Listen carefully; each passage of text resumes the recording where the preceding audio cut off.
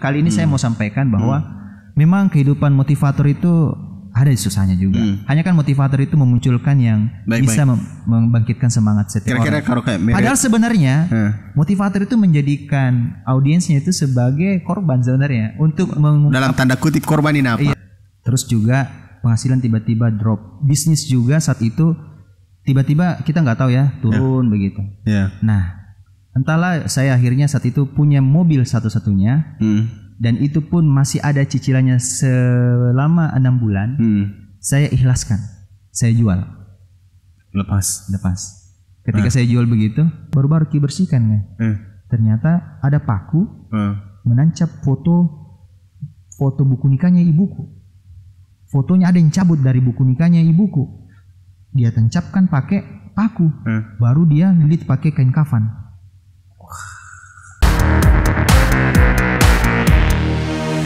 3, 2, 1, action. Selamat datang Sarwandi Eka Sarbini. Thank you. Motivator. Kenapa kurang semangat ini motivator Indonesia ini? Iyalah, faktor corona, pandemi. Nah, bagaimana nih sekarang kasihan nasibnya motivator sekarang? Ya, saya punya jadwal 5 apa? Tidak. Maksudnya? Tidak jadi, tercancel. Padahal itu nilainya lumayan lah untuk kehidupan selama setahun. 5 itu? Iya. Untuk maksudnya motivasi orang itu? Ya, ada perusahaan yang sudah kita di booking gitu ya. Sudah ada jadwal. Terus juga beberapa tempat gitu. Batal semua. Jadi bagaimana nasib? Belum lagi jadwal ceramah. Tarwih sepanjang 30 hari. Oh, jadi kemarin mesti. Iya, enggak ada ceramah sama sekali. Oh iya, yang belum nonton siapa ini Sarwandi? Silakan nonton di sini. Dia adalah motivator, pemain sulap. Apalagi apa namanya tuh? Apa yang biasa ceramah namanya? Apa pendakwa? Mubalik. Jadi dulu apalagi setiap hari Jumat pasti ada jadwalnya ya. Alhamdulillah. Tergantung saya sebenarnya juga. Saya kadang enggak boleh juga terlalu sering mengajar, tapi sampai lupa kita mau diajar. Kenapa? Jadi saya kalau dalam sebulan itu 3 kali mengisi, 1 kali harus menjadi jamaahnya. Maksudnya? Ya supaya gini, kita kadang itu mati hati ketika terus mengajar tapi lupa belajar. Oh, jadi memang jadi sebulan cuma 1 kali 3 kali saja. 3 kali? Paling banyak. 1 kali ini? Ya. Pernah juga sih terisi penuh semua. Ya, tapi bulan depannya biasa saya belajar lagi lebih banyak. Oh, kalau untuk jadi jamaah. Tapi kalau Ramadan sudah berapa tahun Ramadan full dapat booking selama 30 hari? Kan saya pindah ke Makassar betul-betul full di Makassar itu mulai 2017. Jadi ketika saya pindah, saya baru dapat jadwal di salah satu stasiun TV Makassar. Itu selama setahun punya jadwal. Di stasiun TV itu? Iya. Terus sepanjang itu saya selalu terbayang-bayang begitu, kayak ibaratnya stasiun TV Makassar itu. Iya. Terus juga saya terbayang-bayang gini. Ya Allah, kayaknya enak ya. Saya kan kayak pakai metode ini ya, LOA ya. Kayak doa di dalam hati. Kayak halus gitu. Ya Allah, kayaknya enak ya kalau saya kembali ngisi juga Jumatan, ceramah tarwih seperti di kampung. Kan di kampung saya jadwal full juga. Akhirnya 2018 terbuka jalannya. Saya ikut mubalik, sebuah pelatihan begitu. Saya dapat juara 1. Di situ langsung dipilih masuk ke jadwalnya gitu. Jadi dapat jadwal. Oh, kalau orang mau jadi begitu harus memang kah? Ada organisasinya. Jadi enggak ada serta merta bilang mau saya ceramah Jumat. Iya, ujuk-ujuk namanya itu. Jangan jauh gitu. Ya. Nah, itu apalagi tadi ngobrol masalah di stasiun TV. Itu dikontrak selama setahun. Terus juga 2020 awal saya sudah dikontrak lagi kembali di TV itu, di TV yang sama. Tiba-tiba itu dia tadi. Tiba-tiba kondisi saat ini. Itulah. Akhirnya saya juga nggak bisa juga mengiyakan semua jadwal kan, karena narasumber juga yang mau diundang. Terus juga saya kan ada juga program baru namanya bedah buku. Jadi buku-buku bestseller, buku-buku yang bagus saya bedah. Jadi saya ditugaskan untuk membaca buku dalam sepekan 1 buah, lalu saya harus membedahnya. Maksudnya apa itu program acara? Program acara jadi 2. Wah. Program acara tapi enggak jadi lagi. Enggak jadi juga. Itu ngeri. Nah, mau tanya ini, terserah jawab atau tidak sih. Kalau orang dikontrak begitu, dibayar per bulan atau per tahun orang? Per bulan. Per bulan. Iya. Bukan, tapi hitungannya per tayang atau ada tayang, ada juga biasa. Kadang kan juga pertayang itu ada sponsor, ada tidak. Oh, begitu kan? Iya, betul. Jadi pasti banyak tanya tahu gitu tahu. Dibayar ke orang begitu. Mirip-mirip di YouTube sebenarnya. Oh, dia begitu kan? Ada monetize-nya tuh. Kalau ada lewat sebentar ini, kalau kita pasang sini, pas stop. Ada tayang iklan. Oh. Jadi kalau di TV begitu, kalau ada yang masuk apalagi iklan, beda lagi dibayar bintang tamunya tuh. Beda lagi. Oh, bertambah Ki? Biasa kan begini, ada juga bintang tamu. Kadang dia mau ibaratnya dipromosikan jadi punya usaha. Ya sudah, saya juga wawancarai semacam dia yang membayar malah. Anu pada itu hari bukan sebagai bintang tamu tapi sebagai pembawa acara. Saya seperti kali ini gitu. Hanya saya lebih suka podcastnya Om Iskandar Cita. Saya ini penonton setianya Om Iskandar Cita. Dia obrologi, serius. Sejak zaman waktu kemarin saya bilang. Tahun lalu kan? Tahun lalu mulai kita di sini. Diundang 1 kali, masya Allah, keren lah. Tapi sudah berubah lagi deh. Tapi setelah begini baru enak penonton, subbreaker naik, jam tayang naik. Iya. Rubah juga. Pokoknya pandemi kan orang bilang millennials kill everything. Tapi ternyata corona kills everyone. Nah, selama apalagi waktu jadi motivator banyak tercancel. Bahkan ini sampai 5 dan nilainya lumayan bisa hidup lah 2 tahun 3 tahun ya. Ya setahun lah. Setahun ya. Terlalu banyak juga sih. Soalnya juga kan itu juga banyak lagi kan biasa orang booking atau mengundang itu sebulan sebelum mengisi. Nah itu sebenarnya banyak sekali. Nah sebenarnya juga ada kisah yang ingin saya sampaikan waktu saya masuk caleg kan, ingat ya? Iya, yang di video ini. Oh ya, sebelum lanjut nonton video ini sampai selesai karena ada giveaway sebentar di akhir video. Lanjut. Iya. Iklan sendiri toh. Lanjut. Jadi waktu di 2019 itu sempat jadwal saya tidak ada sama sekali selama 6 bulan masa kampanye. Asli di situ kayak orang nggak mau ngundang. Nanti dibilang motifnya ada selain sekedar memberi motivasi. Akhirnya ya sudah, saya ikhlaskan mengisi motivasi tanpa dibayar. Jadi sekali kampanye katanya. Terus bagaimana begini, Bro Sarwandi ini kan ada anak istri. Ya. Kompor harus menyala. Nah itu dia. Dari mana dapat pada saat itu? Nah itu dia teman. Begini Om Iskandar Cita ya. Saya waktu itu betul-betul dalam kondisi sebenarnya jadi nol kembali. Karena pertama uang banyak yang keluar. Terus juga penghasilan tiba-tiba drop. Bisnis juga saat itu tiba-tiba kita nggak tahu ya turun begitu. Nah, entahlah saya akhirnya saat itu punya mobil satu-satunya dan itu pun masih ada cicilannya selama 6 bulan. Saya ikhlaskan, saya jual. Lepas. Ketika saya jual begitu, jadi tidak ada mobil Mi? Ya, tidak ada mobil. Saya 3 bulan bawa motor, baru kali itu saya bawa motor lagi takut-takut. Kenapa? Takut-takut bawa motor. Pertama kali lagi bawa motor. Sudah ada 2 tahun, 3 tahun, 4 tahun tidak pernah bawa motor. Dan pada saat itu ngeri. Dan saat itu juga alhamdulillah ini rezekinya juga ya. Jadwal ceramah tarawih waktu itu juga yang lagi padat, saya bawa motor terus setiap malam. Kan habis maghrib itu berubah. Ya berubah. Pas lepas mobil ini? Iya, nggak ada lagi kan, jadi bawa motor aja. Bagaimana perasaannya terus? Pergi itu mobil? Istri saya itu kan sedih kan anak saya lahir di mobil itu, anak pertama. Namanya Hulwa, dia lahir di mobil itu. Oh lahir di situ, keluar di situ? Subuh-subuh di situ keluar. Kepalanya keluar di situ? Kepalanya keluar di situ. Dan saya harus lepas itu. Mobil yang sangat karena katanya itu kalau baik keluar dalam mobil beruntung itu mobil beda. Katanya. Ya itu cuma pamali ya. katanya. Iya hanya ya istri saya juga waktu itu bilang kayak nggak bisa juga. Tapi saya bilang juga kita ikhlaskan saja. Tapi maksudnya berani ambil keputusan itu. Apakah keputusan itu di saat terdesak atau ada alasan yang lain? Iya sebenarnya waktu itu juga banyak motivasi dari para ustadz juga kan, termasuk provokasi tentang hindarkan dari riba begitu kan. Ya sudah, saya sebenarnya orang yang tidak pernah telat bayar. Jadi saya kan pikirnya dulu denda jangan sampai kena denda. Jadi saya itu orang yang paling rajin bayar tepat waktu, tidak pernah kena denda. Satu kali pun selama 4 tahun saya bayar. Kan 5 tahun saya waktu itu bayar. Kan ini sisa 6 bulan. Iya, 6 bulan lagi. Sisa 6 bulan. Jadi waktu sisa 6 bulan itu memang tidak telat bayar. Tidak pernah telat bayar. Pada sampai terakhir pembayaran. Sampai terakhir. Oh. Jadi bukan alasannya karena tidak mampu bayar. Betul. Hanya saat itu tiba-tiba saya sudah banyak utang juga di tempat lain. Saya berpikir sama istri. Saya bilang sama istri, sayang, kayaknya nggak bisa kayak gini terus nih. Masa kita ambil terus modal dari usaha kita? Kayaknya mungkin Allah nggak ridho ini sama keberadaan. Saya nggak pernah negatif thinking sebenarnya terhadap mobil itu. Hanya ya terlalu banyak provokasi yang positif pun sebenarnya sih positif. Saya akhirnya ya sudah. Kita bagaimana kalau jual ini mobil?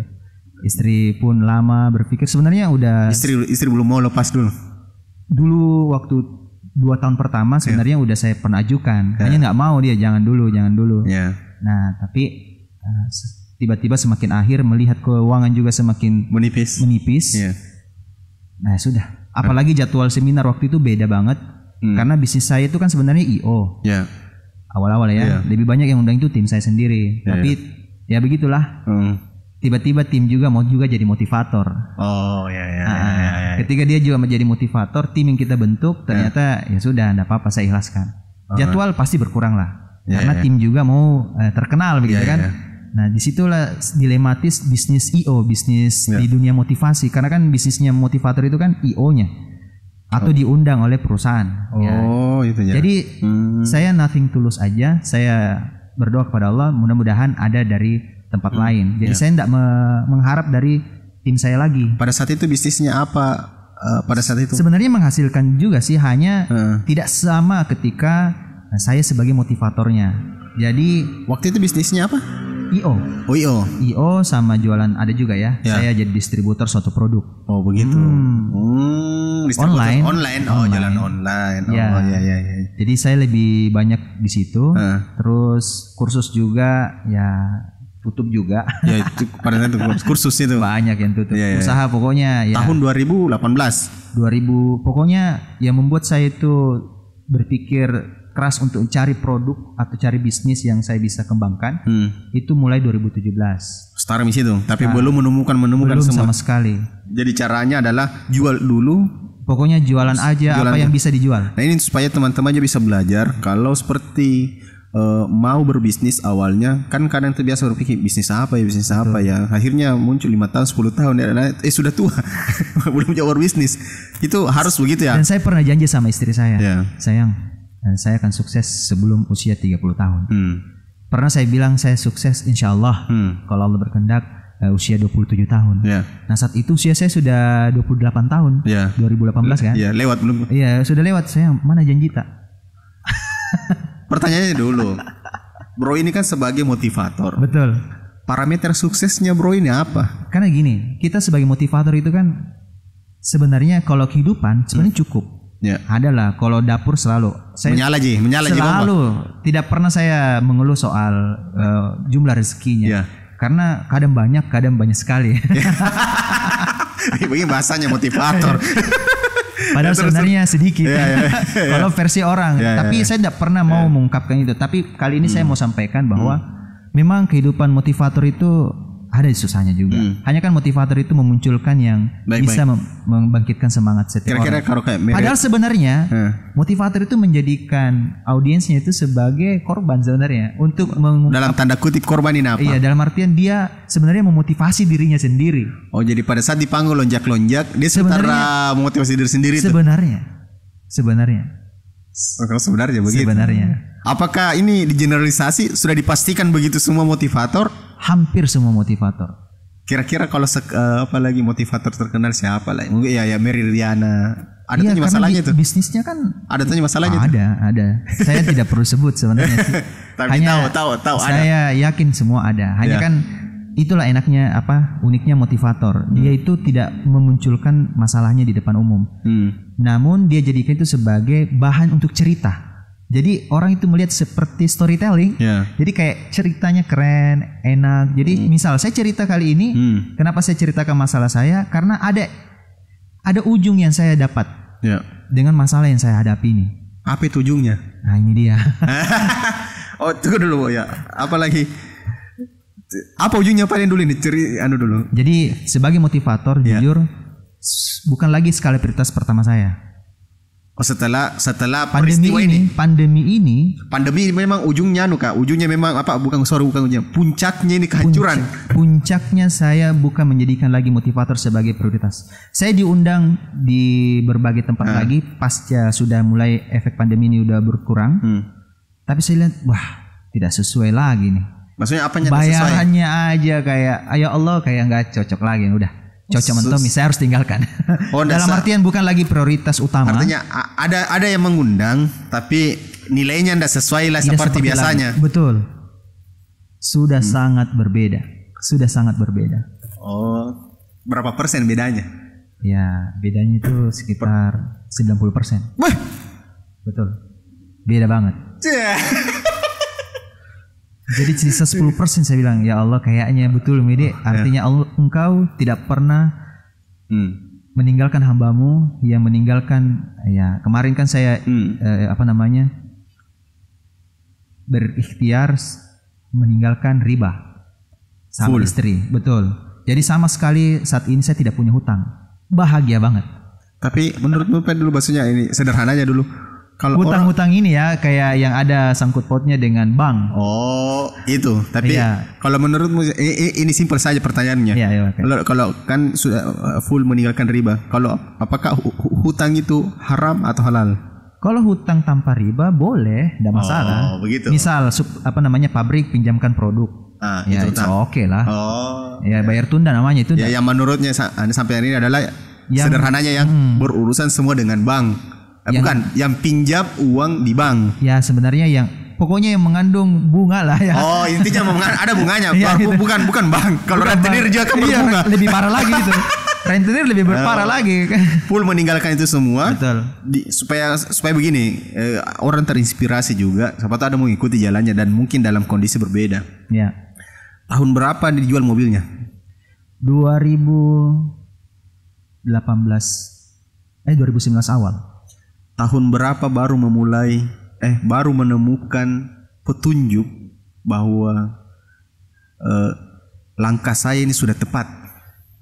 2 bulan setelahnya langsung terbuka jalan rezeki yang betul-betul saya tidak sangka-sangka. Apa itu? Pertama, jadwal seminar saya yang hilang tiba-tiba banyak. Tiba-tiba banyak? Ya. Jadwal mubalik luar biasa banyak. Khutbah Jumat full. Ya. Ini real banget, masya Allah. Real ini nih. Asli jadi rezeki lah dalam berupa kalau mau orang bilang sebut uang. Ya. Asli. Lebih daripada biasanya? Lebih banget. Lebih daripada waktu jalan cicilan? Betul. Lebih banyak. Hah? Lebih banyak. Berapa kali banyak?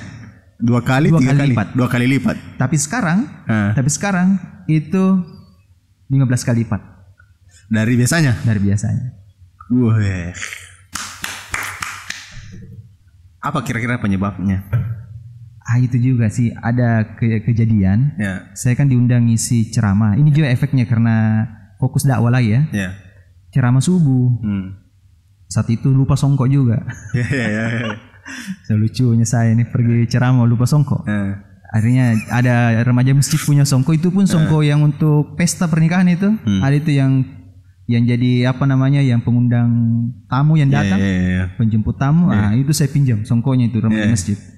Saya pakai, saya sholat depan etalase masjid. Saya lihat ini ada satu produk, kupikir parfum.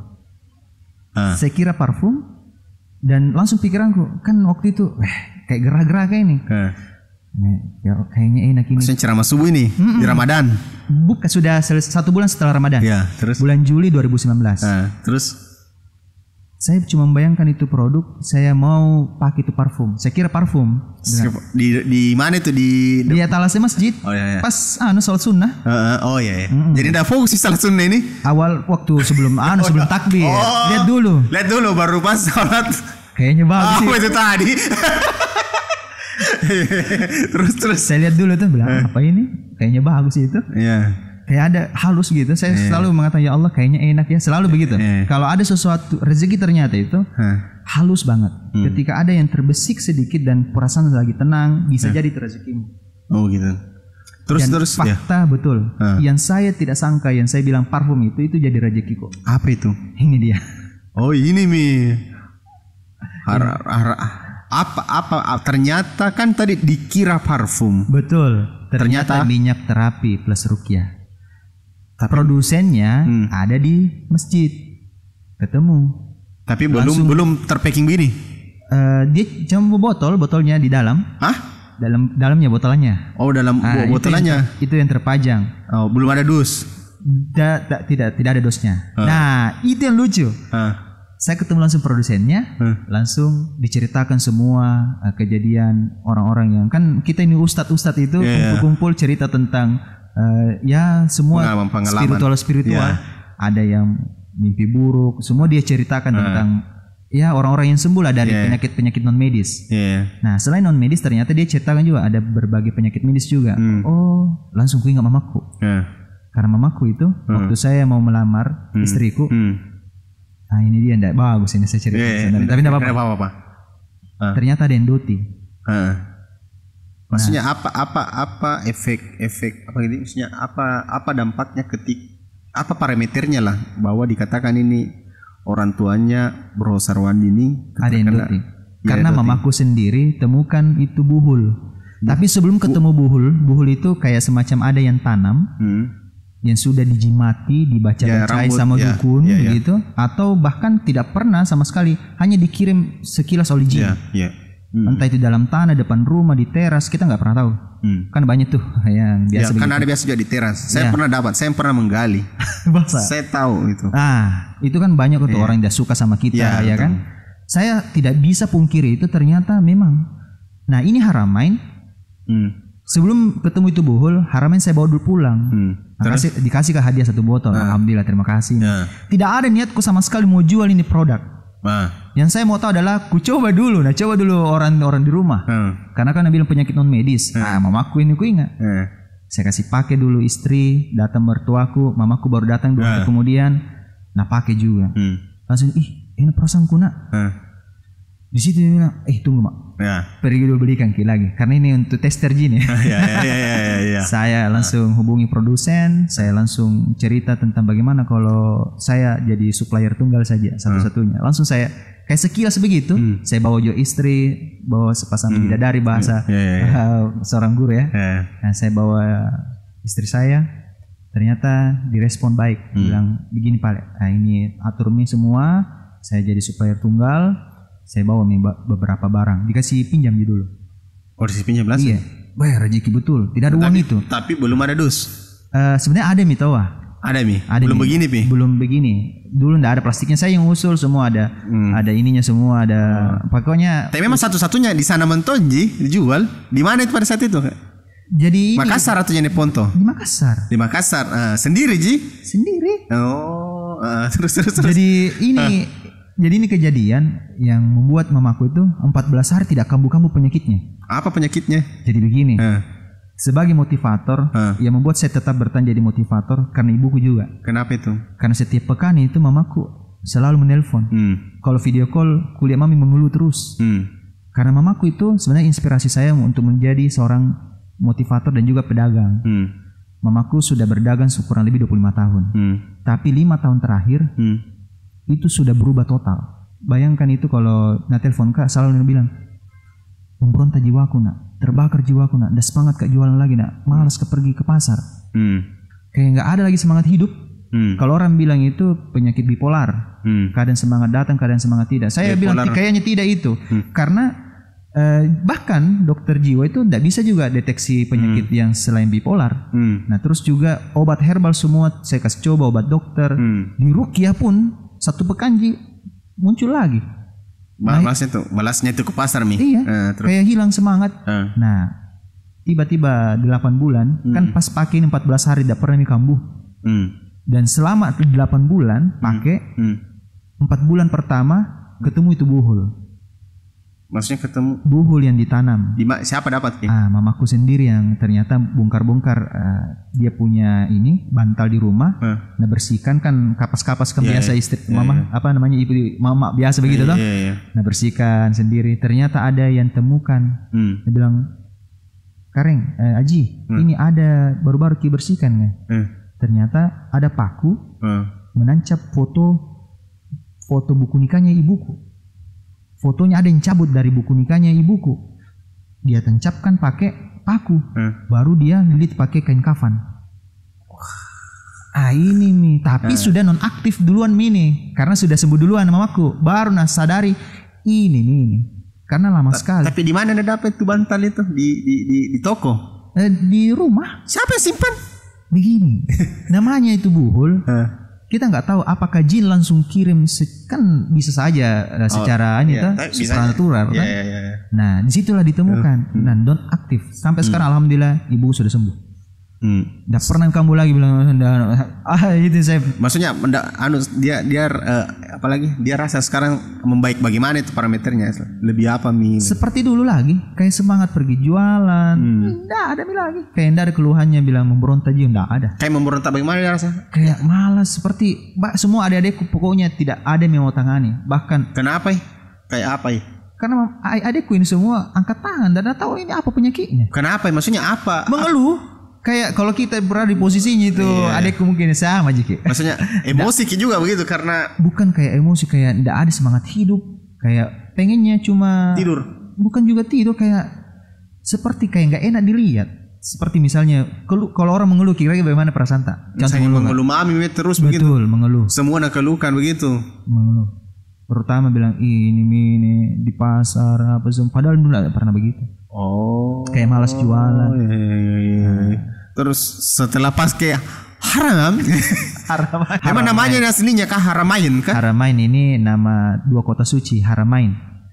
Hanya tidak tuh awal didapat Haramain. Haramain memang. Jadi sudah ada brandnya memang. Haramain. Iya. Apa itu Haramain kah? Dua kota suci, Mekah dan Madinah. Haramain bahasanya disingkat artinya ada dua kota suci. Iya, haram ain. Dua kota suci. Dua kota suci. Haramain dua kota suci. Di launchingnya di Mekah itu pengakuan produsen ya. Jadi di situ saya awalnya cuma bilang yang penting mamaku sembuh. Itu dulu.